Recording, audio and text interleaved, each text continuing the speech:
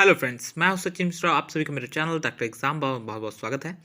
जैसा कि आप सभी जानते हैं कि हम नीट एग्जाम से रिलेटेड वीडियोस बनाते हैं, तो हमारे चैनल पे आप नए हैं तो हमारे चैनल को सब्सक्राइब जरूर कर लीजिएगा।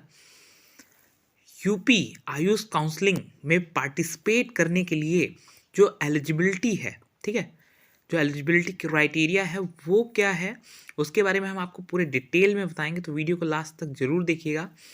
तो चलिए शुरू करते हैं वीडियो को।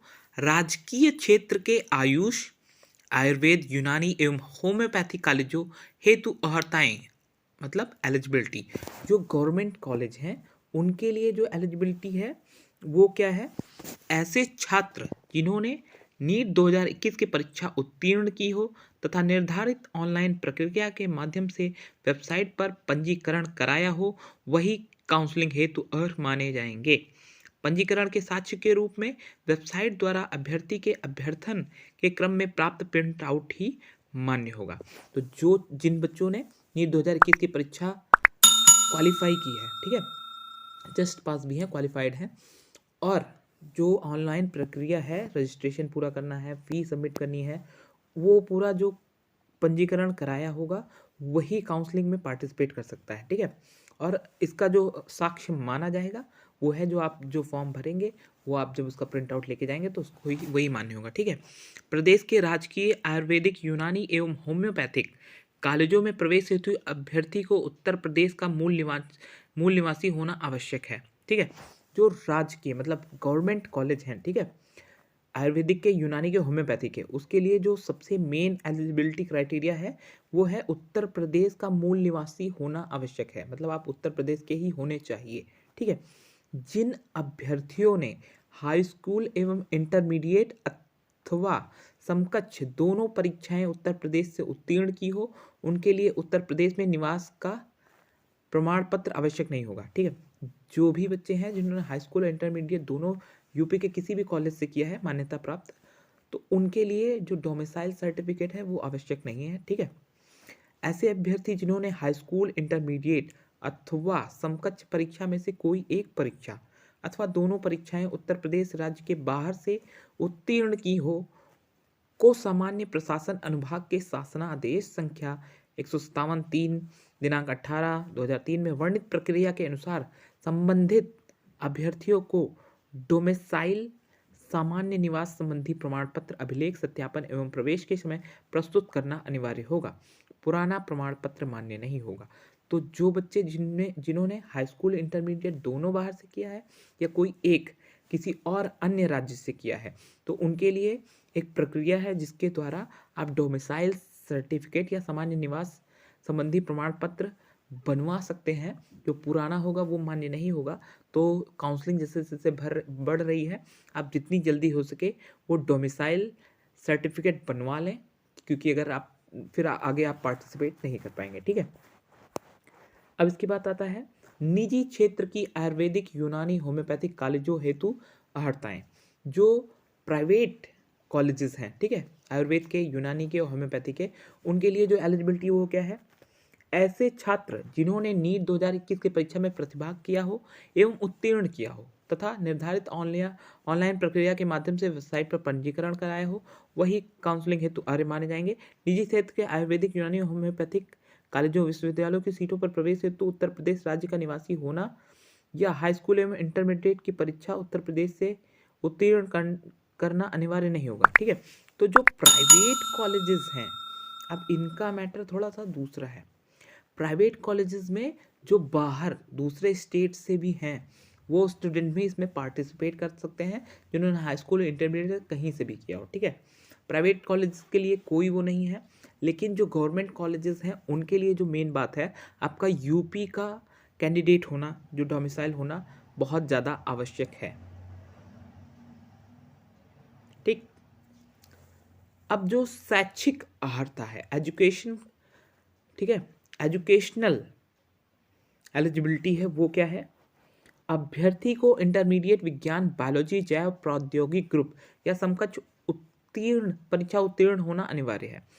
आपने जो इंटरमीडिएट 12th का एग्ज़ाम है ना जो दिया, उसमें बायोलॉजी होना बहुत ज़्यादा ज़रूरी है। बीएमएस, बीयूएमएस तथा बीएचएमएस पाठ्यक्रमों में प्रवेश के लिए भारतीय चिकित्सा केंद्रीय परिषद, केंद्रीय होम्योपैथी परिषद के रेगुलेशन के अनुसार निर्धारित अर्हताएं लागू होंगी। इनके अनुसार किसी भारतीय विश्वविद्यालय बोर्ड या अन्य मान्यता प्राप्त संस्था द्वारा संचालित परीक्षा में अंग्रेजी, भौतिक विज्ञान, रसायन विज्ञान एवं जीव विज्ञान में उत्तीर्ण होना आवश्यक है। ठीक है, तो जो भी बच्चे बीएमएस, बीएचएमएस और बीओएमएस में पार्टिसिपेट करना चाहते हैं काउंसलिंग में, उनको अंग्रेजी में, भौतिक विज्ञान मतलब फिजिक्स में, रसायन विज्ञान, केमिस्ट्री और जीव विज्ञान बायोलॉजी में उत्तीर्ण होना आवश्यक है, पास होना जरूरी है। बीएमएस, बीओएमएस तथा बीएचएमएस पाठ्यक्रम में प्रवेश हेतु भारतीय चिकित्सा पद्धति राष्ट्रीय आयोग, राष्ट्रीय होम्योपैथी आयोग द्वारा निर्धारित अर्हताएं ही मान्य होंगी जो निम्नवत हैं। ठीक है, तो जो प्राइवेट कॉलेजेस हैं उनके लिए क्या है, मतलब बीओएमएस, बीएचएमएस और बीएचएमएस पाठ्यक्रम में प्रवेश हेतु ये जो नीचे दी गई हैं यही चीज़ें मान्य हैं। ठीक है, तो अनारक्षित अभ्यर्थियों को अर्हता परीक्षा में भौतिक विज्ञान, ठीक है, रसायन विज्ञान, जीव विज्ञान, जैव प्रौद्योगिकी में न्यूनतम 50% अंक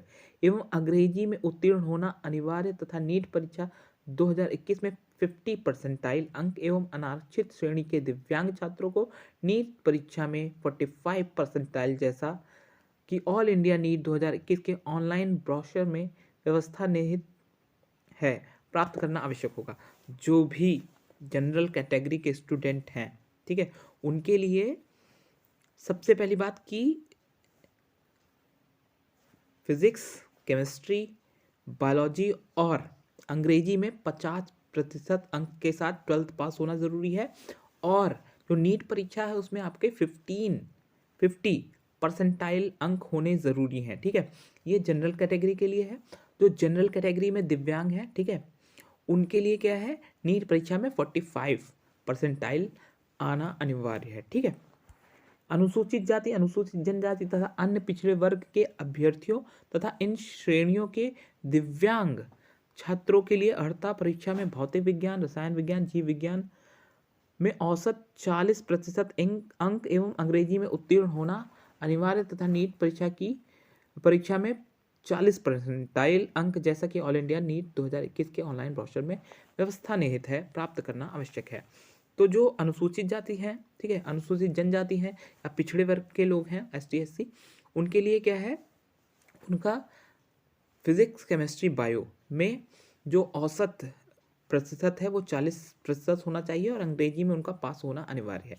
नीट परीक्षा में उनका 40 परसेंटाइल आना अनिवार्य है, तभी वो क्वालिफाइड माने जाएंगे। ठीक है, यूनानी कॉलेज में BUMS पाठ्यक्रम में प्रवेश हेतु इंटरमीडिएट भौतिक विज्ञान, ठीक है, जो बच्चे BUMS में एडमिशन लेना चाहते हैं उनके लिए है स्पेशली भौतिक विज्ञान, रसायन विज्ञान, जीव विज्ञान, जैव प्रौद्योगिकी एवं अंग्रेजी के साथ उत्तीर्ण अभ्यर्थी को कक्षा 10 के समकक्ष उर्दू विषय की परीक्षा में भी उत्तीर्ण होना आवश्यक होगा। काउंसलिंग के समय अभ्यर्थी के उर्दू ज्ञान की भी पुष्टि की जाएगी। तो जो बच्चे, ये स्पेशली है BUMS के लिए, कि जो बच्चे हैं BUMS के, उनका जो है आपको फिजिक्स, केमिस्ट्री, बायो, ठीक है, और जो अंग्रेजी है इसमें तो पास होना ज़रूरी है। इसके साथ ही आपने कक्षा 10 में उर्दू विषय की परीक्षा में भी पास होना आवश्यक है। ठीक है, और ये काउंसलिंग के समय आपसे उर्दू ज्ञान जो भी होगा आपका वो पूछा जाएगा, क्योंकि यूनानी में उर्दू पढ़ाई जाती है। ठीक है, माननीय न्यायालयों के आदेशों के क्रम में यदि आयुष मंत्रालय, भारत सरकार, NCIMS, NHC नई दिल्ली द्वारा एलिजिबिलिटी में परिवर्तन किया जाता है तो वो मान्य होगा। ठीक है, अब आयु का मामला है कि एज क्या होनी चाहिए, किस एज के लोग काउंसलिंग में पार्टिसिपेट कर सकते हैं।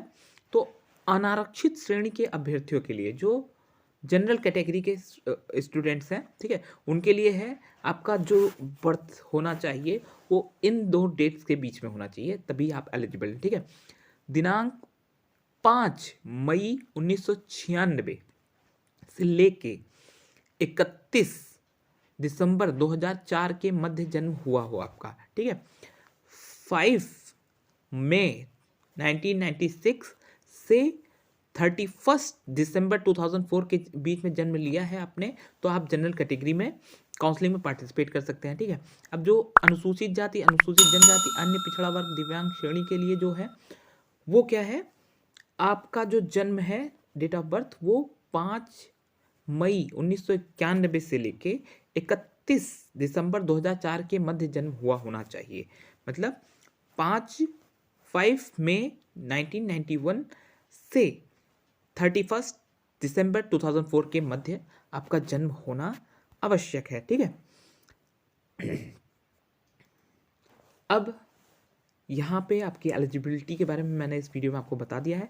अगली वीडियो में हम आपको रिजर्वेशन के बारे में बताएंगे। ठीक है, किस कैटेगरी में कितने % रिजर्वेशन अप्लाई हो रहा है। बाकी हमारे चैनल को सब्सक्राइब जरूर कर लीजिएगा। मिलते हैं अगली वीडियो में। Thanks for watching.